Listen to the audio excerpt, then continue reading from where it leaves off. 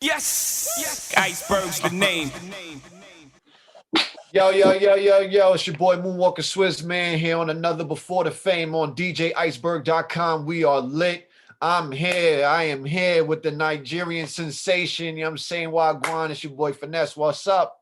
Yeah, man. Finesse in the building, MBF. What's good, man? Hey, how you feeling, man? Good to be on the show, man. Thank you for having me. Likewise, man. Appreciate you taking your time out to come and be with us. That's Yeah. dope. So we're gonna start where we need to start. Where did you find music and where did music find you? Yeah, for me, I think music always been a part of my life. Growing up, my mom, she was in the choir. My dad, he played the drums for the church too, growing up. Okay. So it's like music in the house. They always have fucking just music going on, like as a kid. And then growing up, I even like started tapping into it when I was young, you know. Like I caught the MySpace music page wave when I was young. Okay. Like old artist page and all that. So it was something I was excited about, you know, from a kid about trying to like create something and make music. And so now it's just like as an adult, like now I'm really pursuing it the whole way. Okay, so um growing up in a church and being the artist you are now, what role does the church influence play within your music? I would probably just say growing up, I always listened to gospel music, Okay. like hearing that. So just the soulfulness, I Mm, think the music, the gospel music, just the rhythm. I think all of that inspired my music. Um, I think that, you know, as I grew up as well, my music taste obviously expanded from just that. And I think I listen to a lot more sounds now. okay. I, I think inspire and influence some of my music. But I definitely think that just growing up and having always playing in the house, that shit definitely helped like build a love for it, for the music for me, you know? Okay. Yeah. So with your mom being the singer, did she sit you down and teach you how to sing, or did you indirectly learn from what she was doing? And that's the funny thing, like she would always have like her music that she would have to practice for the service in the car. She'll always be singing it. Like Mhm. we'll go wherever we was going and she'll be just like in the top of her voice singing like the song she gonna sing on Sunday. You know what I'm saying? Okay. Just from that, like niggas would just be, you know, listening to that and maybe humming along, singing along, that kind of stuff. And it just kind of like, you know, blossomed from there, you know, like just always loving the music and just, you know, always hearing my mom like in the house or wherever she was always singing. So it's like music was always around, if that makes sense, you know? Right. So with your dad now, him being a musician himself, he played the drums. So did you pick up on any of that from him? Like playing any instruments?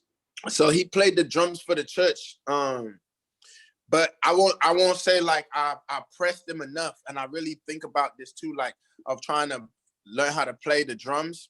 Hmm. Cause he was playing, but he didn't really, I would never really see him play outside of the service. So it was never like a chance to like get a practice because I think they had the kit. Like the church had the kit. So it wasn't like he would come home and we had drums at the crib that he was just like, you know. So for me, it was kind of like I learned when I like lived with my cousins. I started learning how to do piano Mm. when I was young. They took me to piano lessons, so that helped me fall in love with you know, some of the music as well. I wish I would have stuck with that as well because it would, you know, it helps now so much to composing and all that shit. But Right. it definitely like I go back in my mind and there's different parts of my life where like the music like niggas was doing little things to try and integrate that, you know what I'm saying, and like put that on my path, if that makes sense. Makes sense. Definitely makes sense.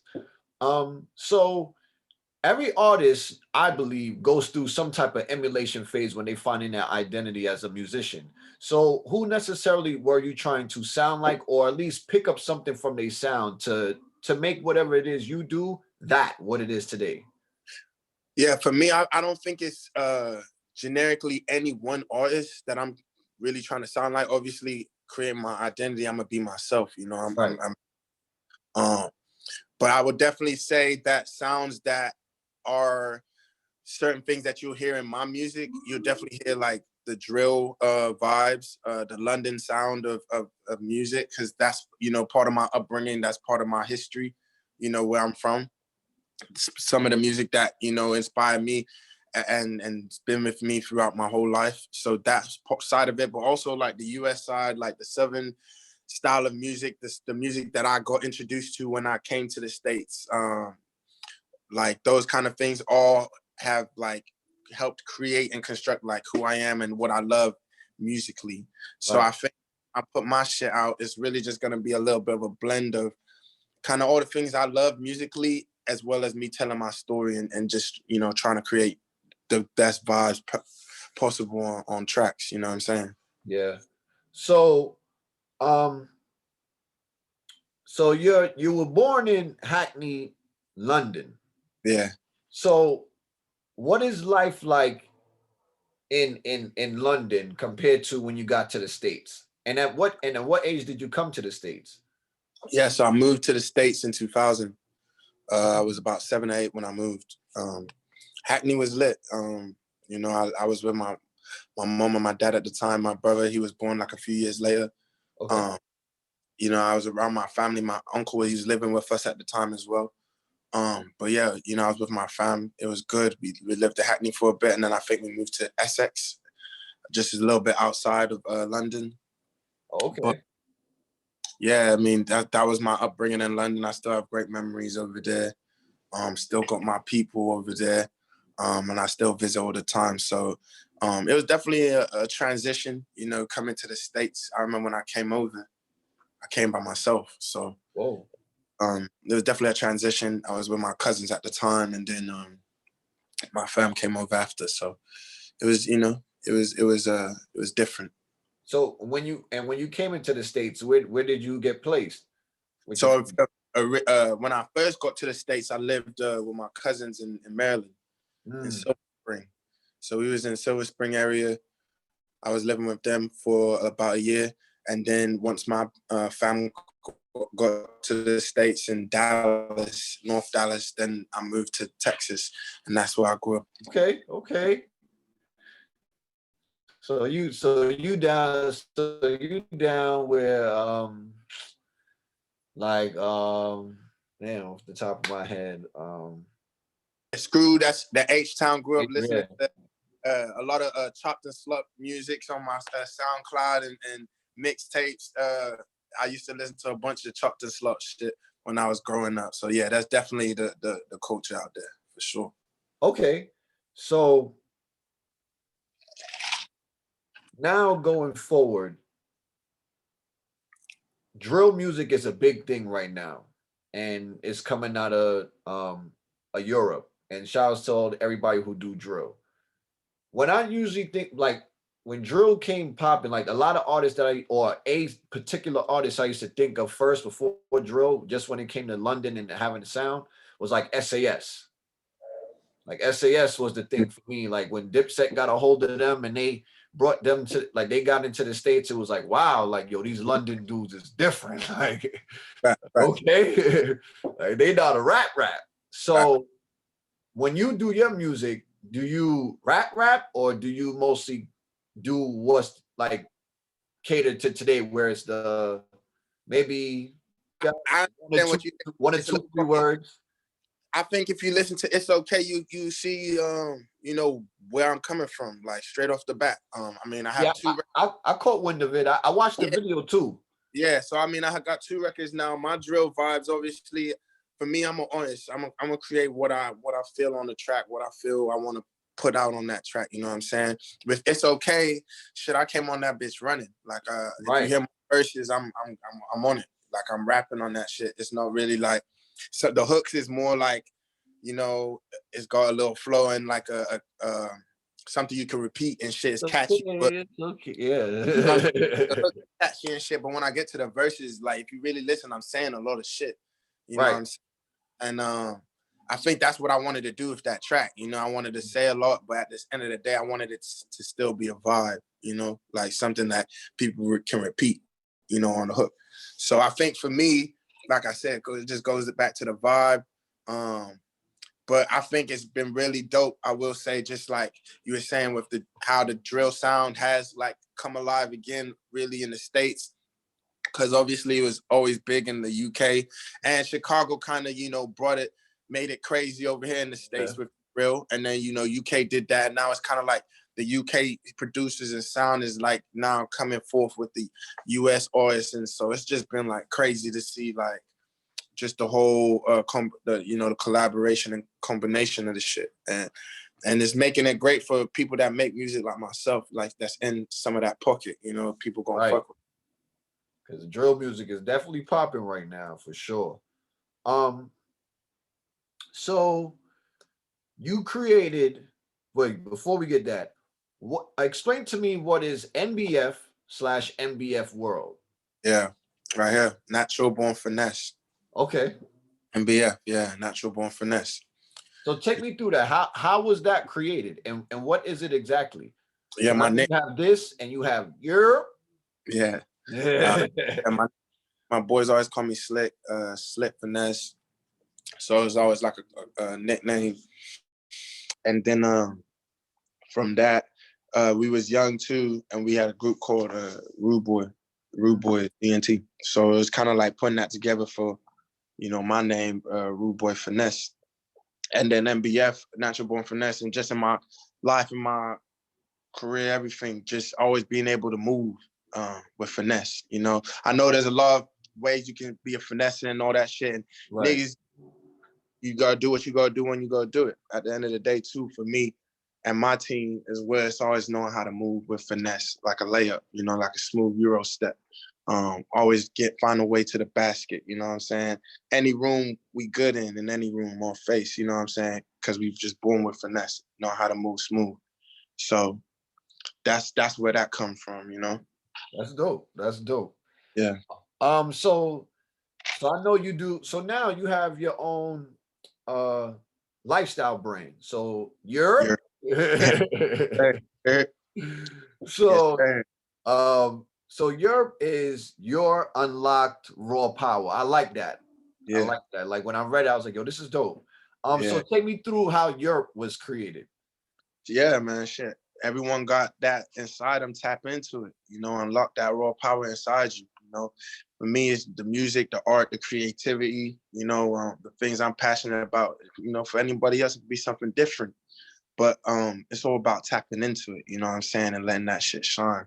So that's what Europe is about at the end of the day. Yeah. I like that. I like Yeah. that. So you have an EP coming out. Yeah. Before we talk about the EP, you dropped the video and the song "It's Okay." Mm-hmm. So take me through what "It's Okay" is about and why that was the thing for you. Yeah, I mean, it's okay. That was the first record, my first single. Coming off this new project that's about to drop, my first project. I'm excited about that. It's okay for me. Like I said, it was a song that it really had a lot of meaning for me. I feel like the biggest thing was that anyone around the world knows it's okay, like, or knows the word okay. It's universal. Like a person in Asia, person in Africa, wherever, you know, you can say okay or I'm okay or whatever, and they can understand that. So for me, that was the first thing for it. Like the fact that it's universal, like anyone can know it's okay. I'm saying, and then it was really more on a personal level when you listen to the words, just because I'm talking about a lot of shit like that I've gone through, and just shit that as well, like don't play with my name as well, like always put respect on my name, because respect is a big thing for me. Right. And that's it in the hook, like told niggas don't play with my name, because my name is something that's important to me, and it's just, you know, offer respecting, you know what I'm saying? So I think that as well as like the verses and what I'm saying, and just like it's kind of like reassuring myself, like the ins and outs, the ups and downs of life, like shit, it's okay, you know what I'm saying? And it's always gonna be okay. That's what's up. That's what's up. I like the video, the Rolls Royce. You had like this like real like mob type look with you and Yeah, the fellas. Like it was dope. I actually like this. I was like, okay, I like the visuals so far. So this yeah. I like the direction you're going in as far as like cinematography and things We like that. put we put a lot of work into the creativeness of this shit. Like I'm really I put a lot of sweat into that shit. You know, I enjoy that part of it, the creative, the storytelling. I work with a great production team. You know, Iconic Design out of Dallas. You know, they were able to put something crazy together. We did it in 2 locations too, Miami and Dallas. Oh, that's And cool. shit came out crazy. So I'm excited about just like that, like you said, for you to get that response. You know, obviously, like we doing the right shit. So Yeah, it's more. because I know a lot of times people like doing like these freestyle videos and they cool. I mean, but more times it's like, yo, get into the storytelling, get into writing the treatment and putting something nice together so we can visually see like what your music could look like for real. Like let's like bring your words to life. Let us really see your world.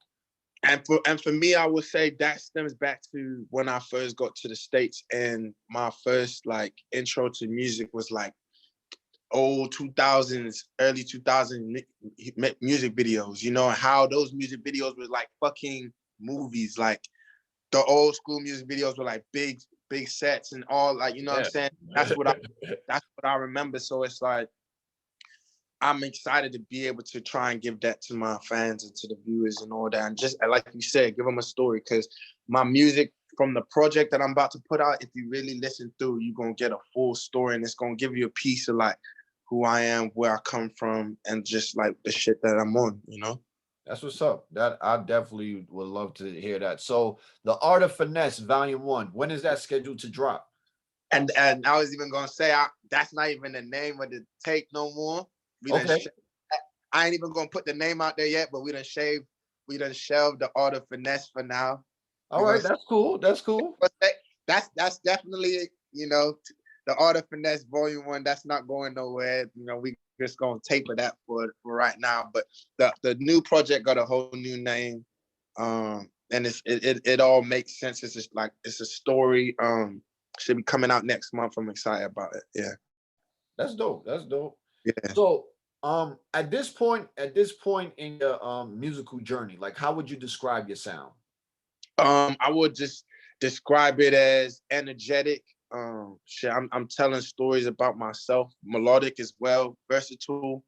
I'm finna give people a lot of different things to digest on this record. I think it's gonna be interesting just to see which records people fuck with, which ones that take off. So I'm excited just to see, because I'm not. It's not just gonna be just straight, just it's okays. You're gonna get a little bit of different records, similar to like what I did with the second record, like where I went with the drill, and then the Yeah. stick to the code was more melodic singing, rapping. So I think you're just gonna see a little bit of versatility on the whole record.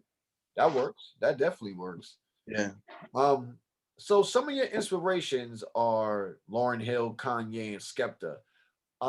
How do they influence your music right now? Yeah, I mean, Lauren, she's like the GOAT. Lauren and Ye, those are like the GOATs for me. I'm like everything I think like artistry and bodies and just like creative individuals that go against the grain, that just for those are my people, for me. Like Ye and Lauren, for the music side, they just always inspire me and everything I do. And then for Skep, it's just, off the London thing, like for me, he's kind of like the OG guy for me, at least, like the Okay. one that like Nigerian, did it, music, talented, all that. So I will say for me, like Skepta is someone that I look up to on that side, and just like the way he did it with the path, and his brother too, like how they did it as a family team too, So yeah, that shit, those are like some big inspirations for me for sure. So like the culture of Nigeria, how do you bring that into who you are through your music?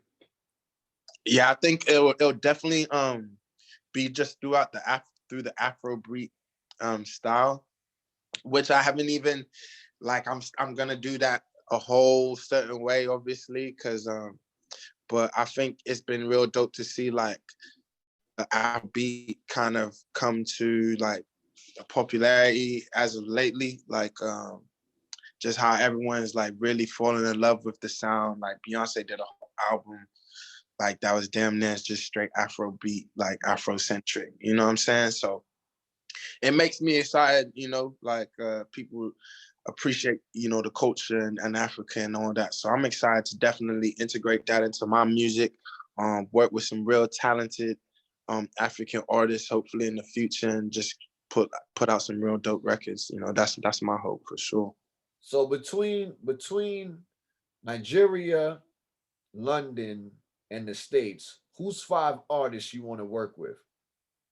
You said between London and the between London, Nigeria, and the States. Like, if you had to collect based on who you know in these areas, who are 5 artists you want to work with? That'd be dope. I would say, definitely like Burna Boy from Nige, Burna, and probably Oxlade from Nigeria. Those two from Nige. I'll probably take like my boy Notes. He's from London. That's my brother. So I'll take Notes. My guy, obviously Skep. That would be legendary. Notes, Skep, and then probably like a Dave from London. That would be lit. Okay. And then was that 5? That's 5. Yeah, that's 5. I mean, you keep going because this right now that's everybody that's in pretty much Nigeria and London. So that's cool. Let me pick someone from the States. I think Polo G would be a dope. Would be someone dope to record with. I like Polo G a lot. I think he vibe. I think Polo G or like a Favi, that'd be a vibe too. I think. Yeah. I would like that.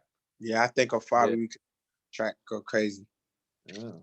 So tell the world where they can find you at, what we should be looking forward to in the next coming days, months, years. Yeah, man, shit. It's at Rude Boy Finesse on Instagram, at Finesse MBF on Twitter. You can go follow us on the YouTube page, Finesse MBF. All the music, It's Okay out right now. Stick to the Code out right now. MBF merch coming soon. And my first project about to drop next month. So stay tuned, keep it locked. We on the way. MBF, you get me. Hey, this is your boy Moonwalker Swizz. Y'all live on Before the Fame.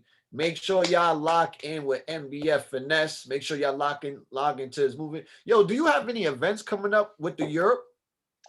We working on some stuff for the summer. Just keep it locked. Tap in with me, man. Get my deets. We gonna have some shit coming up real soon for sure. We got some pop-ups and stuff in plans. So real soon. Keep it locked. Okay.